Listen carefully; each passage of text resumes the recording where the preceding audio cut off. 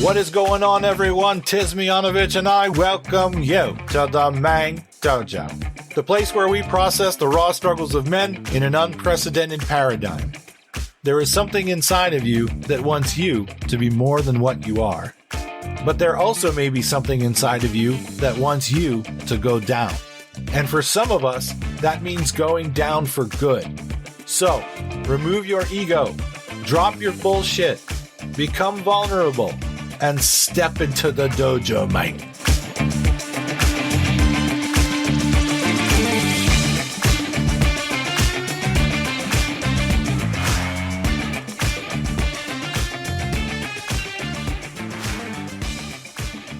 Hello, everybody. Welcome to another episode of the Mang Dojo. 'Tis I, your host, Mang Skrankenvunchen. Mang Skrankenvunch. Oh, fuck it. When you have the ability to crack yourself up, you should be doing it as much as possible. I assure you it's amazing. I wish I could gift everybody with that. I crack myself up all the time. So today I want to talk to you about our guest, amazing human being. I'm very happy and glad that I know this man, and I am involved in the gun industry, and it is one of the most fucked up places ever. That's the nicest way to put it.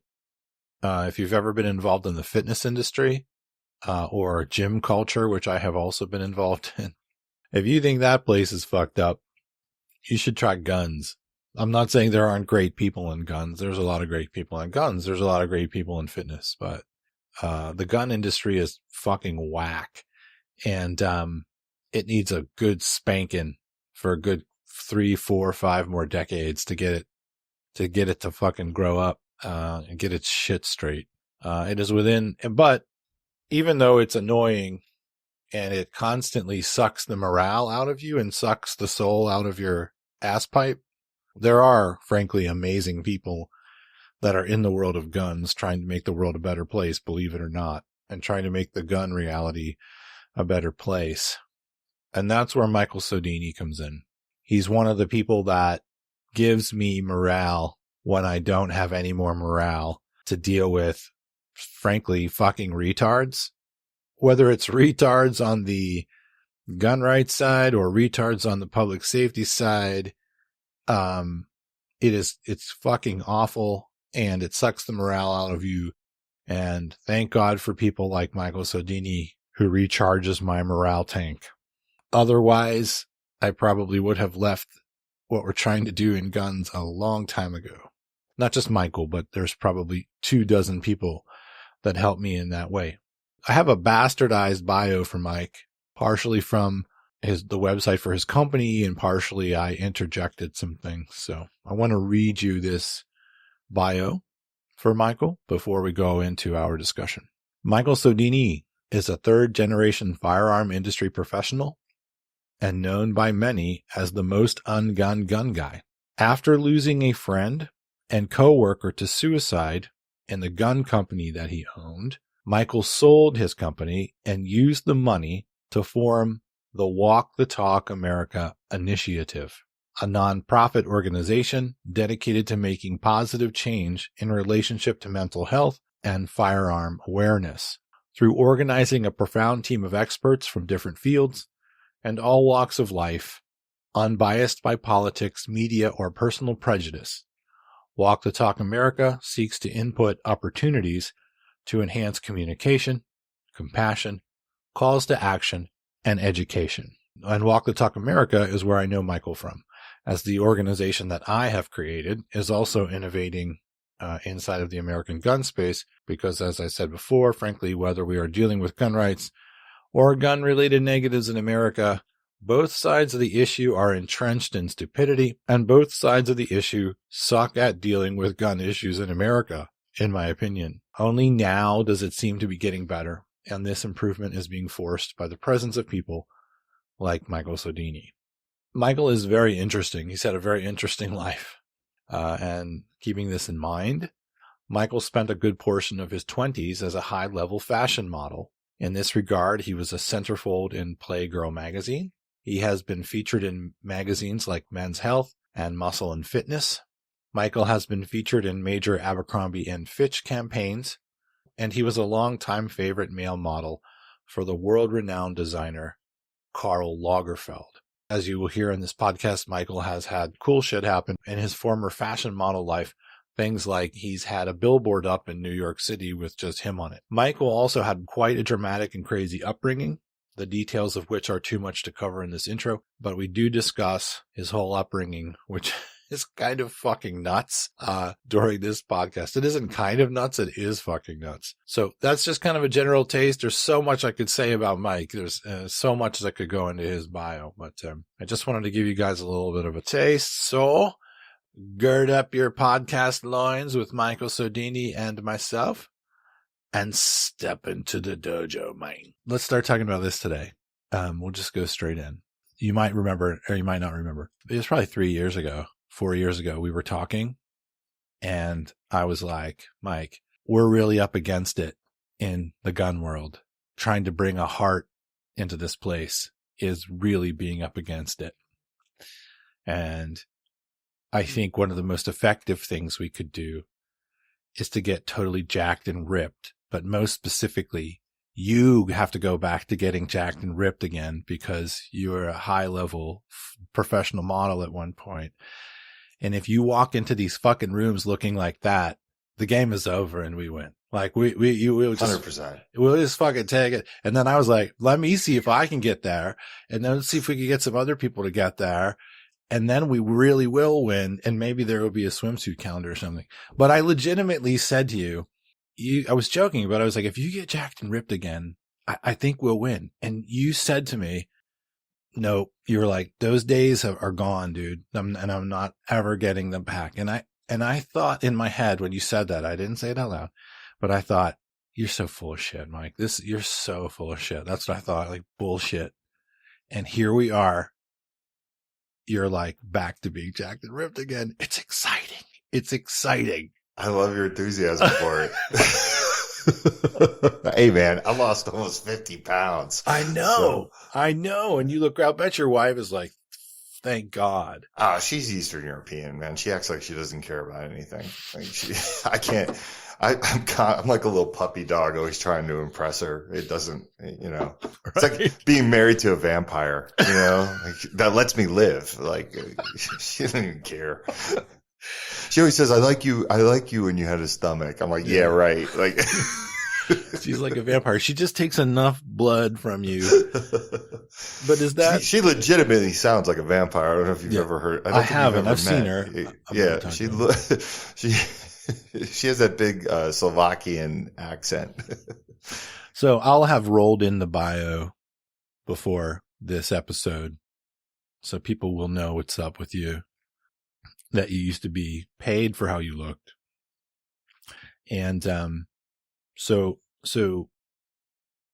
you were like, nah, I ain't gonna, you had the like, I'm from Italian jeans and Italians like pasta and submarine sandwiches look going there for a couple years. And now you're back again.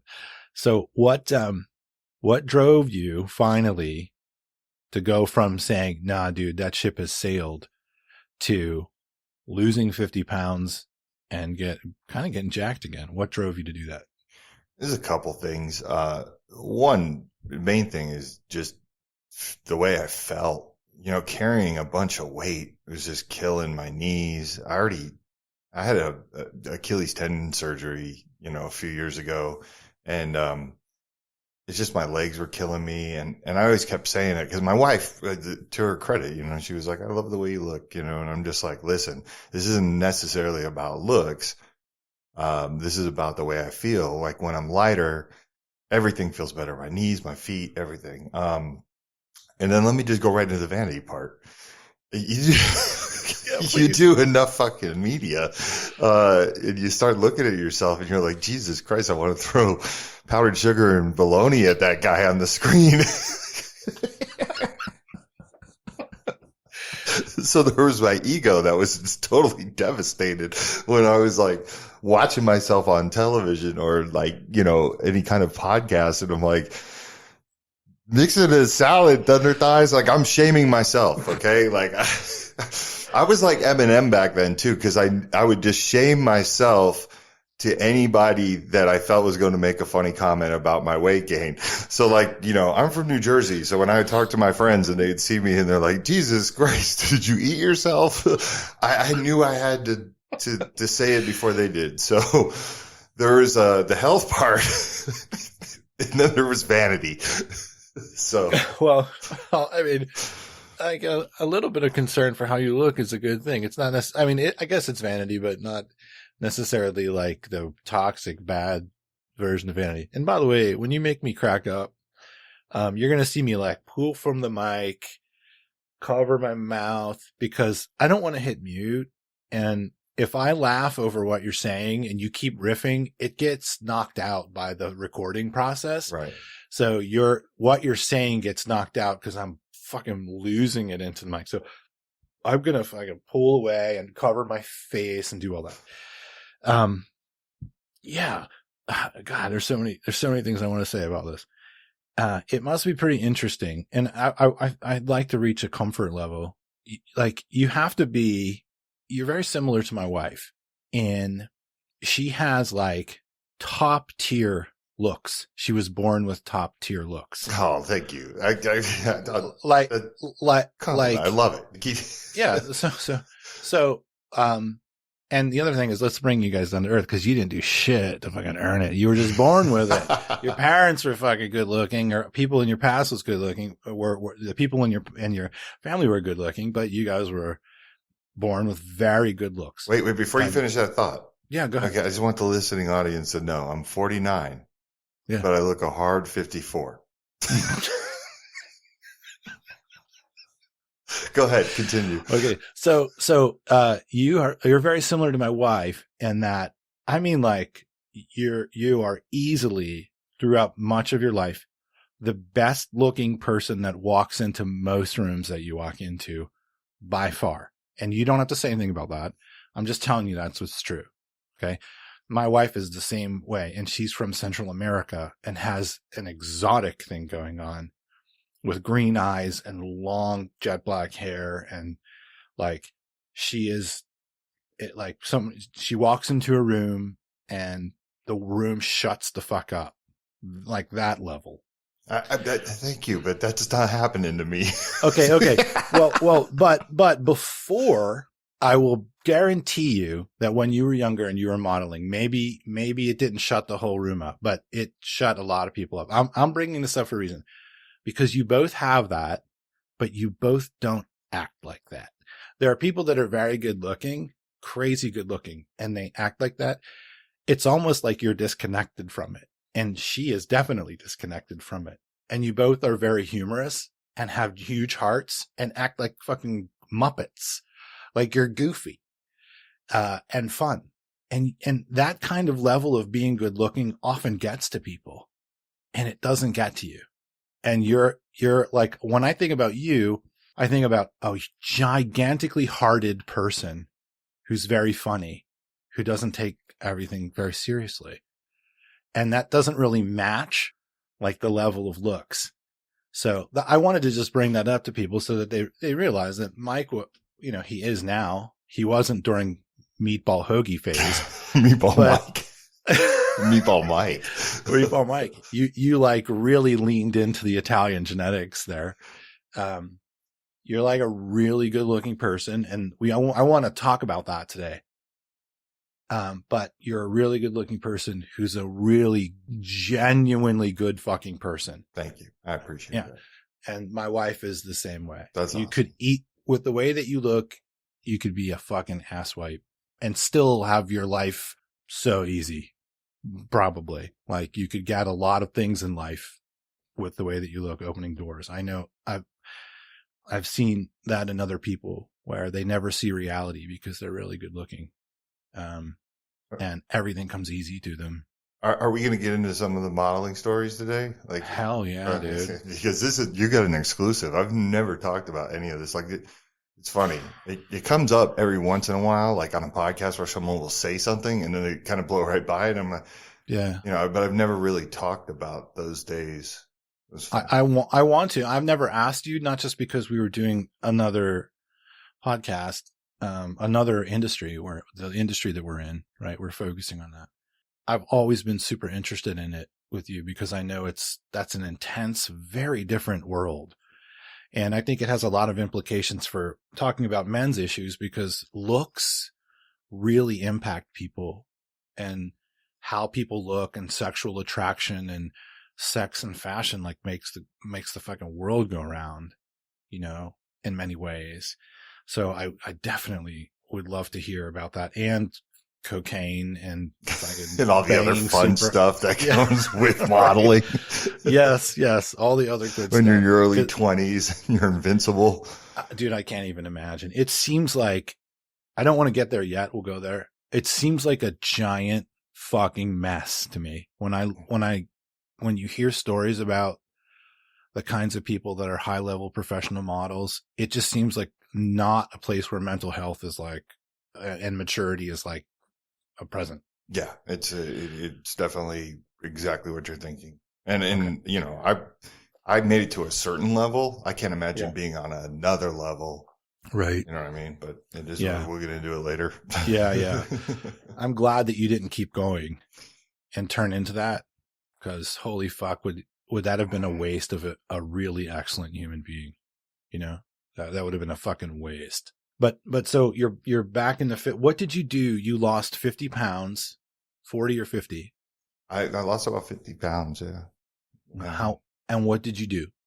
So it all started basically finding that my testosterone was almost non-existent. Right. And the thing that I think I need everyone to understand is that people equate like low testosterone with sex drive.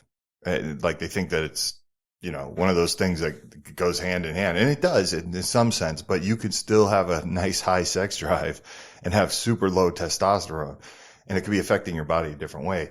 So, getting blood work and seeing where your levels are at, I think is the start. It jump starts everything to kind of get your hormones right and your testosterone. So it was a combination of that, getting on the test, and then basically switching to the carnivore diet,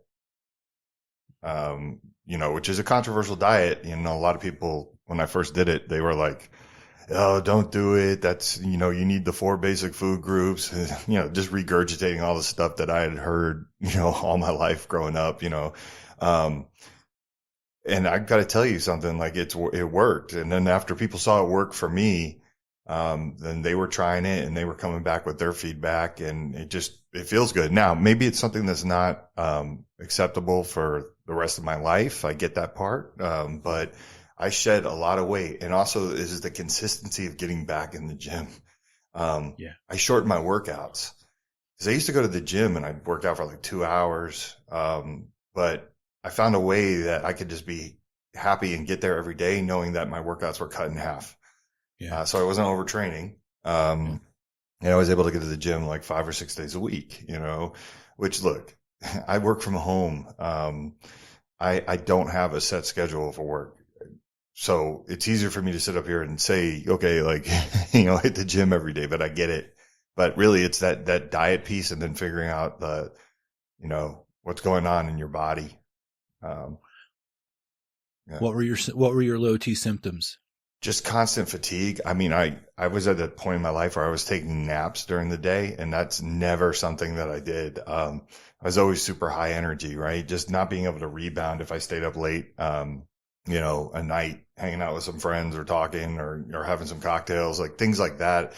And, the next day I'm just was wrecked or brain fog for 3 days. I felt like it helped me gain some muscle back too. Like once I just kind of implemented the gym and the exercises, and it's really about kind of being disciplined. And, I'm married to a woman, unfortunately for me, who, can buy a thing of, a package of Nutter Butters and eat 2, and I'll eat the whole row. So, I have to be very careful because she's very disciplined. But here's what helped me. She also got, because of her health issues, she went on what's called the Lion's diet, which is different than the carnivore diet, which is basically only steak and eggs. Yeah. And that's Jordan Peterson's daughter's thing. yeah. And my God, what it did to my wife was incredible. Like, she doesn't work out at all. And everybody always asks her, like, what is your workout regimen? She is jacked. And, that helped with me being successful on the carnivore diet. So she wasn't bringing in the junk anymore. She wasn't bringing in the food. And, naturally, when you're just not grazing all day, when you work at home, it really is, it's easy to kind of fall into that comfort food thing, especially for me, like constantly being stressed out, running a 501c3. There were times when if I was worried about something or worried about making ends meet for, keeping this thing afloat, I would just go graze off food. Yeah. So, it's cutting back on things like that, but not having it in the house really helped because I'm not a seeker. You bring it around me, I'll kill it, right? Like I'll eat it. But if you don't bring it into the house, I won't go out of the house to go get it. Or I have discipline when I'm in a grocery store not to grab junk. But you bring it to me, it's like putting blood in front of Dracula and being like, hey, watch this. Don't touch it, but watch it. So the combination of all that and really being consistent with working out. Yeah, at one point you said back when I was like, dude, if we just get ripped, we'll totally fucking King Kong this whole gun culture thing. And you were like, nope. And you were like, I got a back problem, so that's one of the reasons why. So what's your back problem? Is it you still have it? Losing the weight and doing the core exercises. I know this sounds goofy. I have one of those rollers, right? Every day I get up and I do 100, 20 sets of 25, 4 sets of 25. I roll it out, right? Yeah. That thing is, you can get those things on Amazon for like $25, like a good one. Probably get them cheaper too, just the wheel one. And then I got this thing called the Stealth. And the Stealth is a planking machine. And you can play games on your phone and literally like do planks and it moves. Look it up it's on Amazon, but those two things, the core. Stealth? It's called the Stealth. Yeah. All right. My kids need that, I think. Okay. Because I'm telling you, when you get your core right, your back doesn't hurt anymore. I don't have back issues anymore. So same thing happened to me. Combination of the loss of weight loss and then, building up that core strength. Knock on wood. I'll probably, I'll throw my back out standing up today from the show. Yeah. Well, I didn't know that you went on test, and that's interesting because that's right where I am. I just got my first blood panels back this morning. Didn't get my hormonal package back yet, but I'm having everything. I'm looking at all the important things, thyroid and hematocrit and another a whole bunch of other shit, because I'm definitely going to go on. I don't want to say I'm in deep shit, but imagine like where you were, and I'm 52, you're 49. Imagine where you were, and then you don't go on test and you try to natural it and fight it for 3 more years or 4. Like every day I wake up, every single fucking thing I do is a fucking grind. Everything. And I'm taking 2 naps a day. When I digest food, it's not that my digestion's bad. It's good. It just makes me feel like I'm going to fucking fall asleep for hours. When I go to the bathroom, number 2, I feel like I need to go to sleep. To try to get focused to drive the kids to fucking town in the car, my whole body's like, I do not want to go. So I noticed that my test had there were some phases. Like I definitely could tell when I was 27 that my test dropped. That's right when drop first starts to happen. And I noticed that because my sex drive went from like,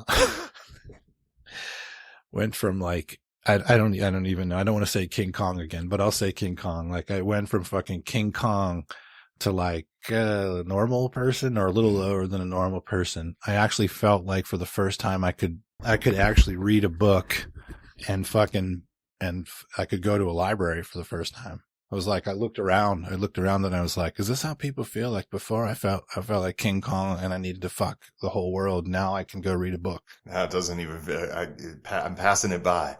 I'm not even looking. So when I was 27, that happened and I was like, okay, cool. And then when we had kids, I had all the 36, my first kid, all this sympathetic estrogen. Like I got doughy, I wasn't sleeping. There's more cortisol. So there definitely was a drop there too. And I knew that was happening, but I was nowhere near like, I'm going to get on test. It was like, I'm going to improve my diet. I'm going to do as much cardio as I can. I'm going to lift weights and try to lift heavy when I can because you get growth hormone up and test up when you lift heavier, deadlift. So I tried all the natural stuff and it helped. It helped. But I'm officially at the point where nothing helps now. Like this is a fucking, I gotta get on. Then I don't want to feel this way anymore. It's awful. Yeah. It's a big step for a lot of people to take because it's something that you don't go back. You have to continue. If you take testosterone, you have to continue. Right. You can't just be like, I'm going to take a cycle of it like it's a steroid. You have to take it.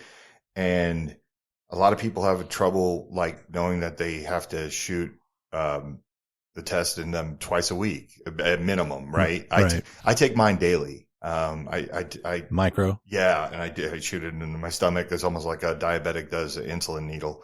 Because I don't want it to level off, right? Because when you shoot it on a Wednesday and a Saturday, it goes up, then down. And then, so if you do it every day, you're kind of going like that. But even that, waking up every day, taking a shot in your stomach, sometimes it's like, but I'm a big believer in doing whatever you have to do to maintain, a quality of life. So for me, like when I'll give you an example, like I used to suffer from heartburn, right?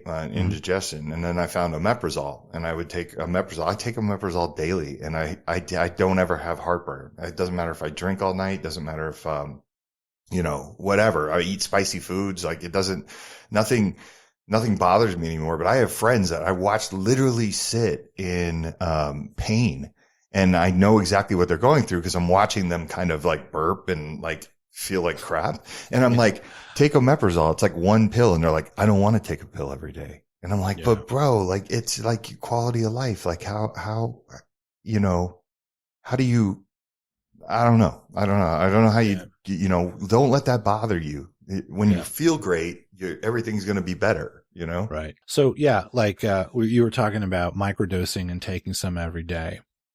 So the testes drop in whatever 6 or 8 grams of test into your body every day-ish, right? So from what I understand, people, when they microdose or they do multiple dosages, they're trying to just emulate what would happen in the body.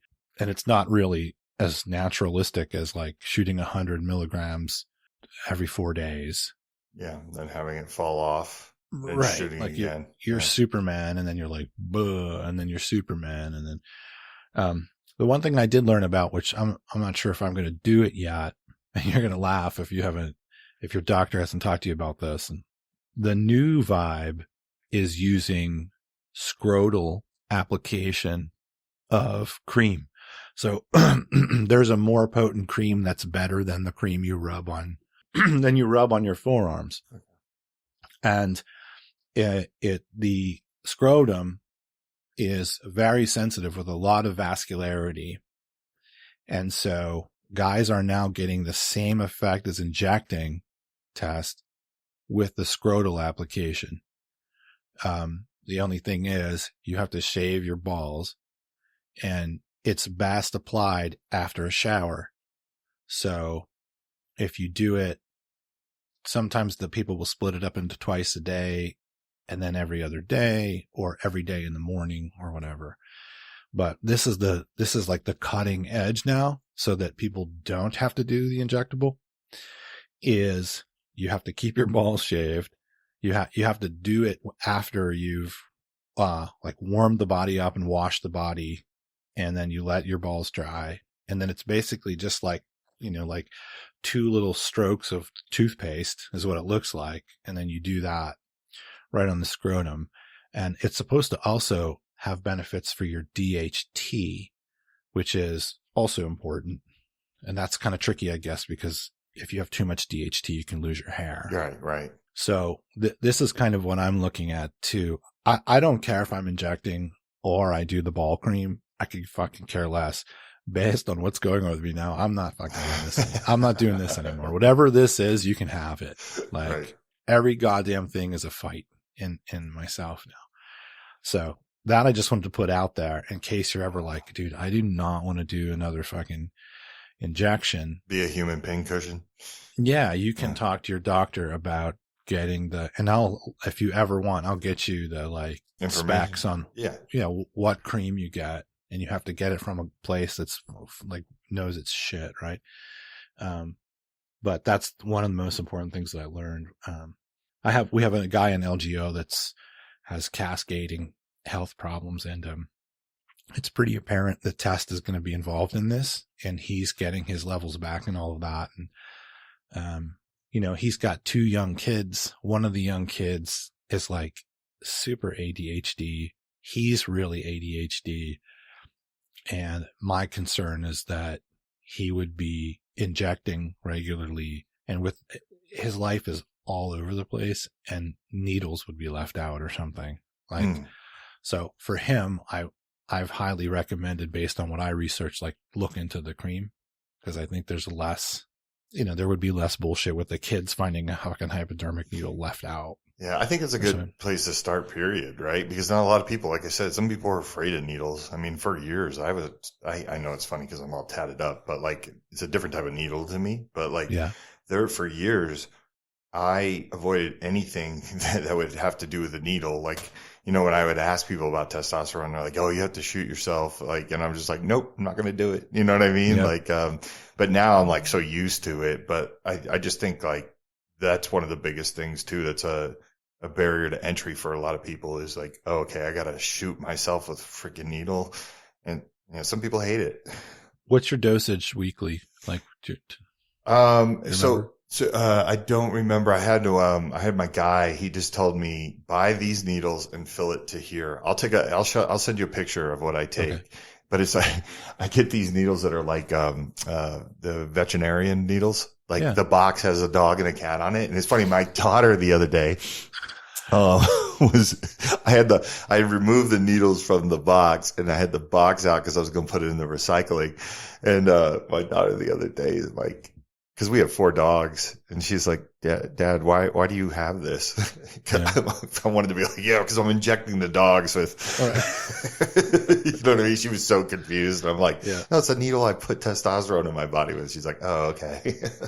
I can edit this next part out if you're not exactly doing it above board and legally or whatever, but are you going to like a doctor, a wellness center? Oh, no, I'm doing it legit. Magnus Medical, if you go on my Instagram page, which is like at Michael Sodini or something like that. I didn't want to do it, but my friend, I had such great results, and my friend was like, hey, can we use your picture as a testimonial? And I was like, oh man, I'm going to get so much crap for this, as much as like, it's my 49-year-old, floss. You know what I mean? Like, but I ended up taking a picture for him and put a testimonial up there, because he has one of those wellness centers for, anything that you want to get. Like he does peptides, he does testosterone. So everything comes prescribed. And it's not that expensive. And as a matter of fact, I would, it's not one of those things where if you get testosterone from your buddy at the gym, it's going to be way more expensive if you get it from a doctor or a clinic. Yeah. And I would always suggest get it from a clinic, because you don't know what you're getting if you're getting it from your friend at the gym. You know what I mean? Is it Magnus or Magdis? Magnus. Magnus. And do you know if they do telehealth? Yeah. You could be out of state to work with them. All right. This is good, because what we've been discussing with my other homeboy is the lack of hip doctors.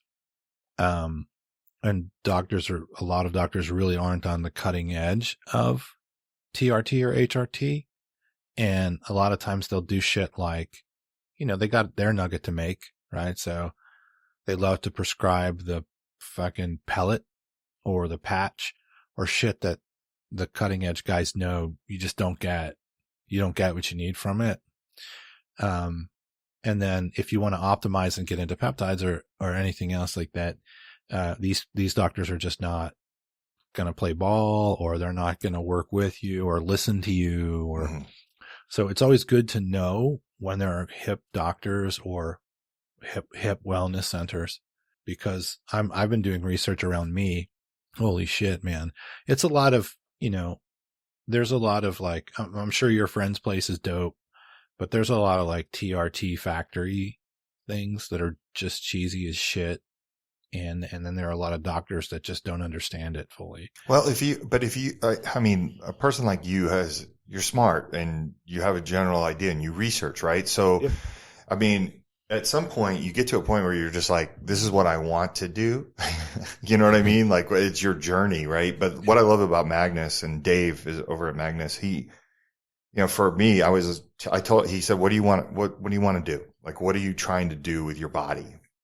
And, I kind of told him, I'm like, look, weight loss, I want to get ripped again. You joking around with him and stuff. And he's like, okay, the first thing we need to do is get your blood tested. Now, here's the thing, like with him, you can't run it through insurance. You have to go and pay the $150 for the panel, the test. But, he needs to see where you're at. And what I liked about his people was not only did they, say like, yeah, well, you need to get on some testosterone, my man. Like, it's non-existent, but they looked at all the other levels, and a lot of the things they recommended to me, wasn't from them. They were like, hey, you can get this over the counter, but you need to take this supplement. Right. Yeah. So go down to Walgreens or CVS. It wasn't like, hey, I'm trying to sell you more stuff. Yeah. For whatever they could kind of pass off for me to go get over the counter at a place, like they did it. And, then you got to keep monitoring you should get blood work every, few months after that, like, just to make sure everything's good. I also give blood to the Red Cross, right? Like I found out that my blood type is like ragu. It's very, very thick. I got that Italian blood in me. Yeah. So hematocrit would have a tendency to get high. Yeah. But they're like, look, just, give blood. And that was another thing that I had avoided my whole life because of needles and stuff like that. And the first time I went to give blood, not only was it the easiest thing on the planet to do, didn't hurt at all, but they were like, you're a hero. Right. And they gave you a cookie, probably. I'm like, you call me a hero. Right. And I'm like, I'm just doing my part. And I'm thinking in my head, I'm only doing this because I have ragu for blood. Right. I am a hero. I'm trying to get fucking jacked over here. I'm a fucking hero, Jackson. Fucking jacked fucking hero. That's good to know about your buddy's place, because there's a lot of upselling in these fucking TRT factories, man. They're trying to get you not just on tea, but on other shit that's their proprietary blends of this and that and the other. Yeah. So that's good to know. What I noticed, and one of the reasons why I launched the podcast, even though it was an idea that I've had for a couple of years generally, is, I've got a developmental crew over at LGO that's a sample of the greater gun owning liberal reality, which is a sample of the greater gun reality. Not exactly the healthiest fucking culture in the world, Mike, of middle-aged men by far. Not saying that there aren't a lot of fitness dudes, but not necessarily a healthy place. My dudes, who I would consider them, like the cream of the crop for our scene in terms of good people trying to do good things in the world. Holy shit, Michael. These dudes are like being assailed by problems in middle age, and it like never fucking stops. Like it's constant. And so I asked myself the question, like, is it just these dudes? Is it just gun owners? Is it just gun owners who are online a lot? Because that is a sample of what we have. Like, that's how I met these dudes, is they're online pretty regularly. And I was asking myself these questions, but and when I sample outside of that box a little bit, there seems to be a thing that's happening with middle-aged men, that's happening with me, happened with you. And that's, we used to be quite resilient naturally. And there are normal problems in life. And we're pretty much able to just like face those problems, square up on them and deal with them. Right. But now it seems like men reach a place where their resilience goes down and their ability to cope or deal with problems goes down, and the amount of challenges and problems seems to go in the opposite direction, which is it goes up. So we're a mismatch for what's happening at middle age, right? Right when we would need more growth hormone, right when we would need more testosterone, right? Right when we would need better control over cortisol, it fucking goes in the other direction. And when these things start to happen to men, they don't have control. Like where we used to have control, we don't have it anymore. And we don't want to ask for help. Or like in my case, if I've got $1,000 available for healthcare in a month or in 2 months, that has to go to my kids first, right? And not to me. Mm-hmm. And boy, have I made that decision a number of times. So I see this discrepancy between our evolution's trying to fucking kill us, basically starting the process of killing us early, winding down our power, our effectiveness, and then in society, our problems are growing. Do you see this kind of thing? Oh, all the time. I mean, just listen, this is what I do, right? I'm in mental health world all the time. And I think what people don't realize is when everything starts to break down physically, or things are happening physically, and then you have just the struggles of life, it's like they don't realize that their mental health is going now just as fast as their physical, health. And, to me, that's important to, you got to stay on top of it. I can tell you right now, losing the weight has made me more mentally stable. That, you know what I mean? I just feel better about life. And it's not, oh, you look great, or you're doing this and that. Like it's just, I feel better. I feel better when I'm light and I can move. And, I feel better when my ego feels better when I see myself on TV now. And I'm like, okay, look, you're fine. Like, you're never going to be what you were, but sure, yeah. So I absolutely feel like, a lot. And hey, man, life is hard. Social media is a very bad neighborhood. It's a gift and a curse, so you have that from day to day. People are glued to that, and they're in their echo chambers, and, they're not getting outside and walking and just realizing that that's not Instagram out there. That's not X. That's not, you know what I mean? Facebook. When you take a walk in your neighborhood, no one's yelling at you for your political views, or, we're all pretty much civil. Yeah. But then we get glued to this thing. So this is Meatball Mike for Mental Health. We got salami. We got, get your mental health. We got all kinds of sandwiches. Doesn't really match very well.